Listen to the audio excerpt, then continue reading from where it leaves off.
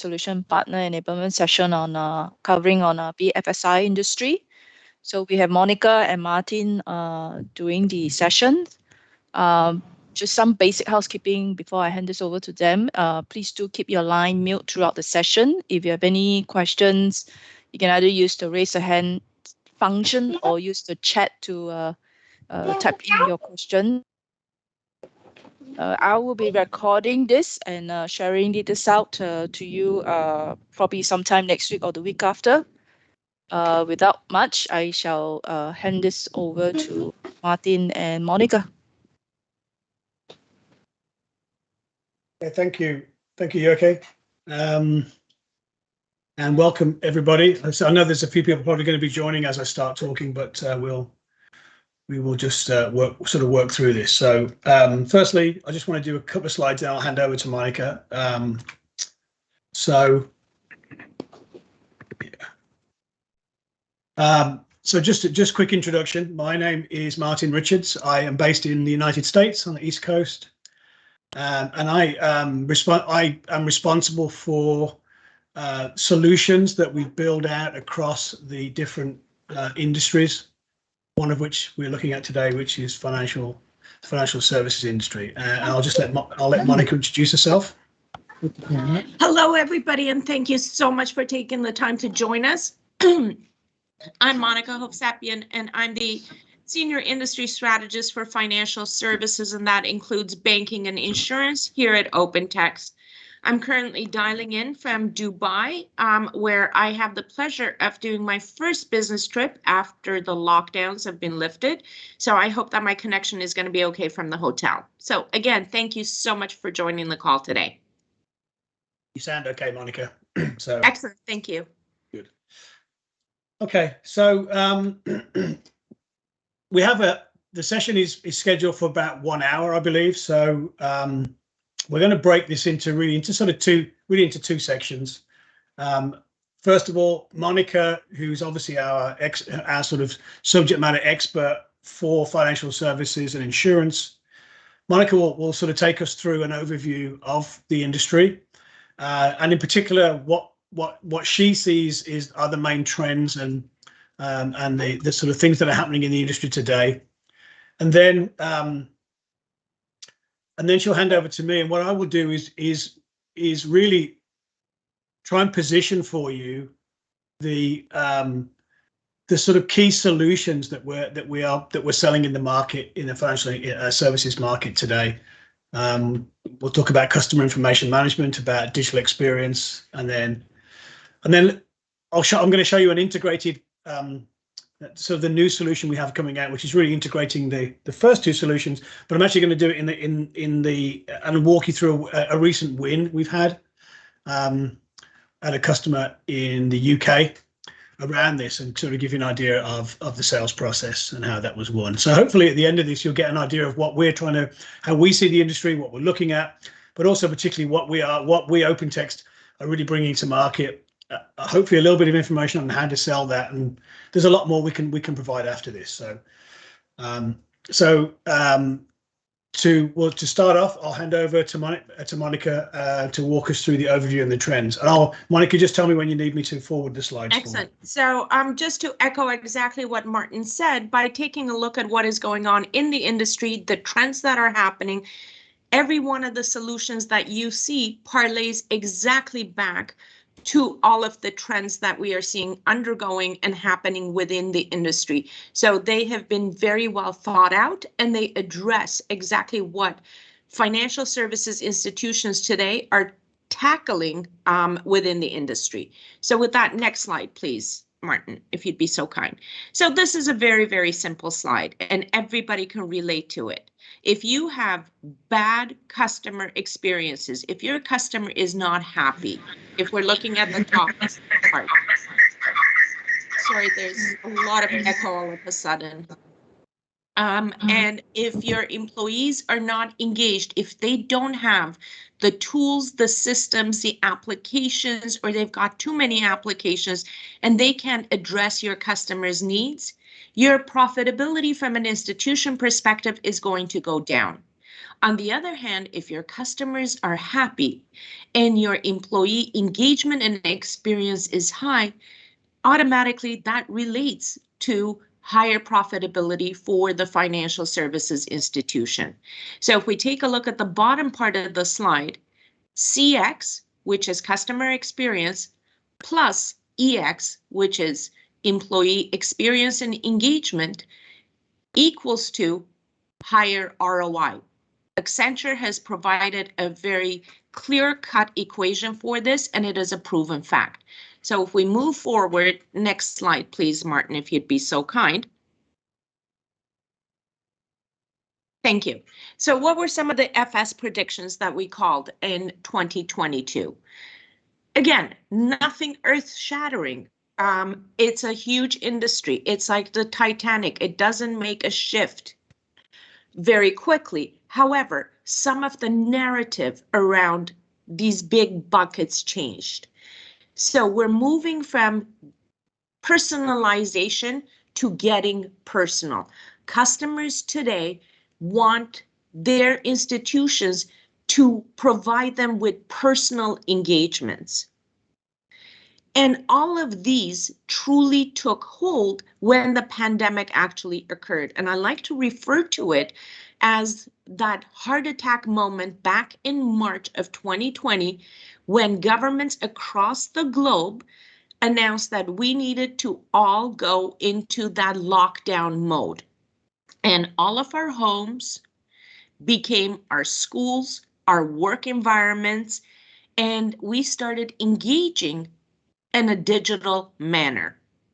Now, financial service institutions have always been a face-to-face industry. However, for the first time, they discovered that they needed to work and engage in a digital manner. And we all, no matter who we were, we started getting bombarded by a ton of communications from anybody that we were engaging with. And we all received that, common communication that said, thank you very much. For example, to me, Monica, we are taking the safety and security of our employees and our customers very seriously, but please bear with us for longer than expected service times. However, majority of the financial services institutions, be it a bank or an insurance company, didn't take the stand necessary to start making those communications very personal by utilizing the data available to say that, for example, so many people got furloughed at that same time, or for the fact that a lot of us were not driving and insurance premiums should have been lowered because governments were providing subsidies. All of that would have taken our engagement and our customer experience to the next level. At the same time, as we were all in that household level, we started engaging with a lot of different brands, be it the likes of, in your region, Alibaba or Amazon or Uber or Netflix, a lot of the big techs. And what we realized was that those digital engagements were so seamless. They were so well integrated. They were so contextualized. And it bubbled up to the top, the fact that majority of our financial services institutions were not offering the same level of digital engagements to us. Now, all of us as human beings, we are creatures of habit. If an engagement is a good one, we will continue in that path.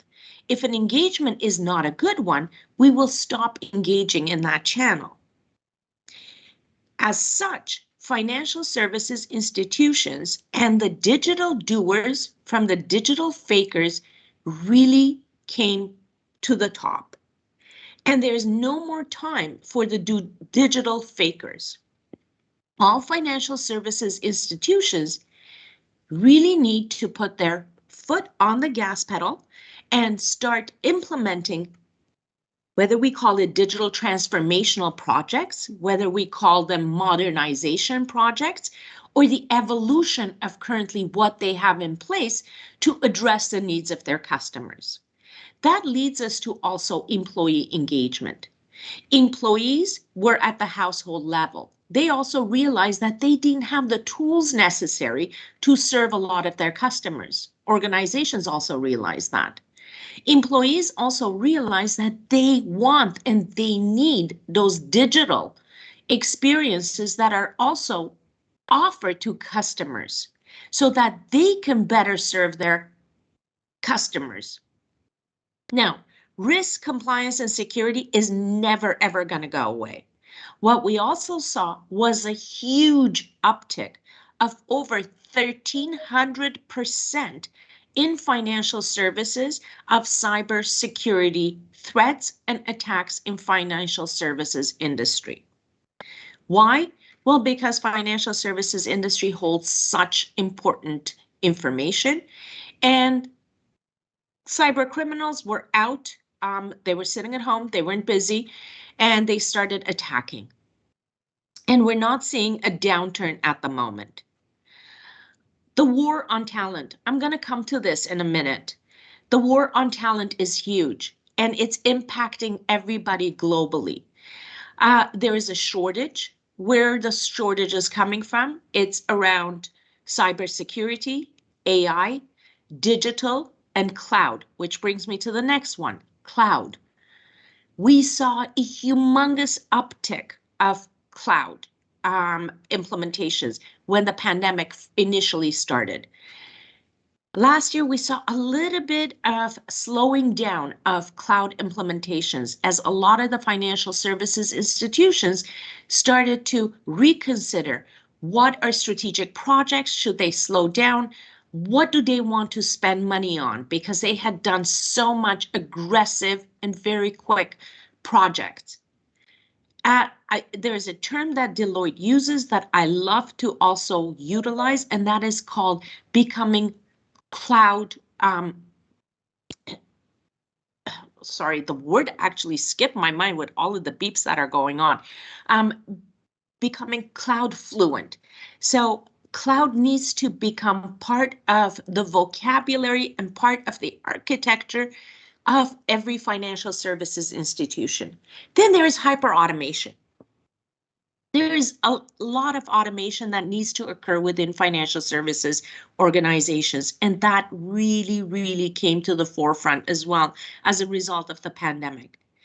And the best way to explain this is digitizing humans and humanizing the digital.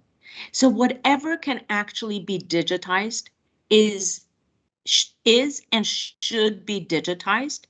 And whatever that can't, it shouldn't, so that it provides the employees with the opportunity to spend time with their customers, providing those advices that are absolutely necessary, and ensuring that the financial services institution is becoming that partner for the customer, because that is what consumers today are looking for. They're looking for their financial services institution to become their partner, provide them with the advice, and be there when necessary, depending on their channel of choice, to assist them in the inquiries.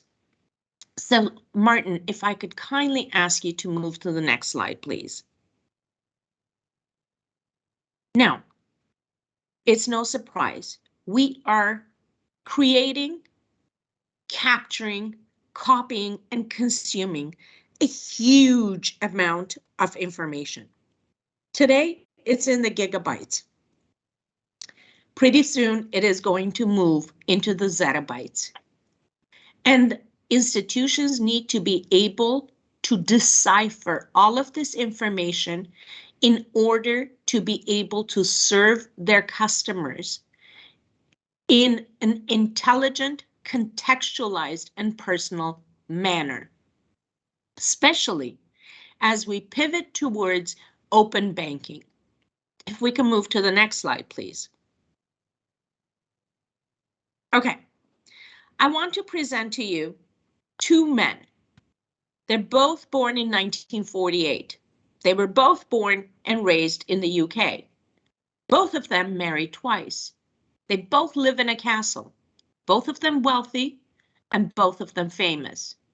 So on paper, they both look identical to each other. If you could press click again, Martin, please. But as you can see, they're extremely different people. One is Prince Charles and the other one is Ozzy Osbourne.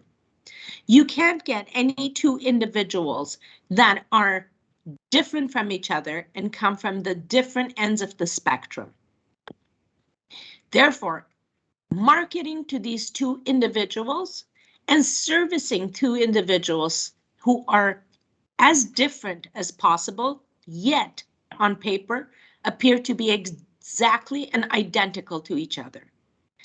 Therefore, what is critical is deciphering the information and the data about these two individuals or anybody that is out there. You can actually take two identical twins. They're going to be born minutes apart. They're going to look exactly the same, but as they grow up, they're going to have very different tastes. They're going to like different foods. They're going to have different hobbies. They're going to like different musics. Therefore, being able to identify who they are as personas and being to address them is going to become critical for any industry, especially for financial services, because their risk is also going to be very different. We can move to the next slide, please.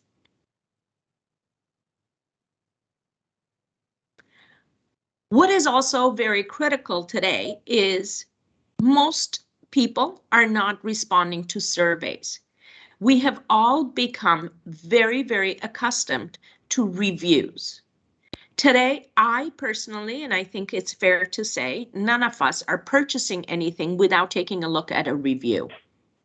Whether it's a $5 item, whether it's a $500 item, or if, as we're all now starting to travel, whether we decide to check into a hotel, whether the hotel is a 3-star hotel, 4-star hotel, or a 5-star hotel, we are actually taking a look at places such as TripAdvisor to see how it is being ranked by other people. The opinion of our peers matters a lot more to us than how the ranking is done. So as such, it has become more and more critical for financial services institutions to keep a pulse on how they are perceived to the outside world and that they address this. And this also comes from capturing the information and being able to decipher this information and present themselves in the best foot forward, because it is no longer just simply about providing a product, but it is about providing the best service and product and the impression that they are leaving behind. Next slide, please. Oops, that was a bit fast. Okay, so a little bit of a tidbit of information. This report was just recently released. ORX is a report. It's a body of financial institutions who are members. Just some really staggering information and just some food for thought for you. In the past 5 years, 63,000, just over 63,000 operational loss events have happened by these 81 financial services institutions. The total loss has been over 16 billion euros. Now, I don't know about you, but that is a humongous amount to consider. I want to also point out one thing. It takes an average of 251 days for banks to discover an operational loss. Now imagine the cost associated with that. Now, what if you had visibility into a loss? What if you could expedite that? What if it didn't take some kind of Excel spreadsheet to figure that out? What if you had the agility to address that?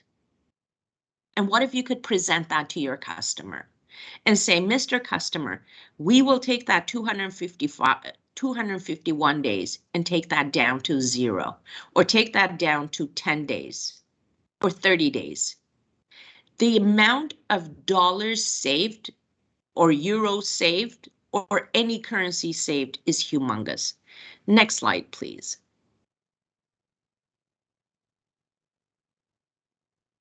Now, we talked about talent across the board, and I've only just picked up some from Singapore and from Australia, but this is the same story and it's a global story.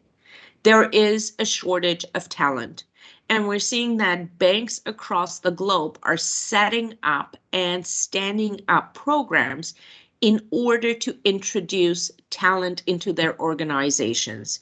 And whether that is happening through internship opportunities or etc. And some of them started even as early as when the pandemic actually took place. So more and more organizations are stepping up their hiring processes to ensure that they have the target, their talent pool ready to address what is about to happen within the financial services industry. And as I always like to point out, I have yet to meet a child that has put up their hand and said that they want to be a banker or they want to be an insurance broker or that they want to work for a bank or an insurance company. So this is becoming more and more critical. Next slide, please, Martin. So in light of all of that, there is 3 solutions that we are currently put together and we are taking to market, and we are seeing incredible uptick. One is DXP for retail banking. As I mentioned, getting personal is absolutely critical. It is no longer viable enough to just say, hello, Monica. That is no longer resonating for customers. You have to become personal. It's taking all of those data and information that is available and providing contextualized, personalized, insightful information to the customer in real time across all delivery channels. Next is utilizing the customer information management for banking. It is to help customers, employees, the entire partner ecosystem to engage and collaborate through any delivery channel, knowing how the customer is communicating with you, what processes, and doing so in real time so that no customer engagement or no employee engagement is ever suffering from, I don't know where your X is. Then there's the integrated customer information management. This brings in the best of DX and customer information management into the fold. It gets a 360-degree view of the customer to empower all employees and also customers to transform engagements across any delivery channel. Next slide, please, Martin. And we're going to go through all of these in a little bit more detail. So it was a teaser. So Martin, I think I'm going to pass it on to you here, but I'll be on to assist. Okay, Monica, thank you very much. So what I'm now going to do for the next maybe 30 minutes is to walk you through the solutions that Monica's just outlined. I'm actually going to start, the order is slightly different. I'm going to start with customer information management, move on to the customer experience, the DXP, and then talk, as I mentioned before, about a recent win we've had where we brought both of those together. And we're looking at this in 2 ways. First of all, customer information management is about how we are managing information inside a bank to support a customer. It's about enabling the employees of a bank to manage customer information better, therefore providing a better service to that customer. So the business problem, as we say here, is customers demand and expect digital and seamless interactions, as Monica has been talking about. Banks must rethink the processes to deliver those engagements, but they currently have a disjointed and manually intensive processes, and those are just not justifiable in delivering this particular new digital service. So the solution that we have put together brings together a whole package of Opentext products that allow us to manage information from from essentially account opening right through to customer support. And that's what I'm just going to walk you through now. So, there we go. So first of all, let's just take a look at the scenario that a lot of our banks find themselves in today. You'll see on the bottom right-hand side of this, these are many of the systems that we see today that our customers are using: SAP, Workday, SuccessFactors, ServiceNow, Salesforce. We're currently working with a big bank in Canada that is implementing Salesforce across their organization to improve the whole customer journey. And on the top of this diagram, we see lots of different places and ways in which organizations managed related content about customers. What we also see then is there is very little connection between those systems. That this is the world we live in. There are multiple silos of information, multiple silos of content all over the organization that is needed to support the processes, for example, that are running in Salesforce, but they're not joined up. There isn't a single source of truth. And you can see it says here 21% of daily productivity loss can be attributed simply to content-related issues as relating to customer information inside a bank. So what we are proposing is really standard Opentext positioning here. It's about providing a set of centralized content services rather than having multiple SharePoint sites, multiple repositories, even information being stored in email, being stored on file systems in many, many different places. What we're saying is bring that together into a centralized repository and link that repository to your key systems of record on the right-hand side. And that repository is Opentext. We are the world's leader of managing content. We are the world's leader of integrating content into the key systems. And so this is the proposal that we're putting together, which we're calling customer information.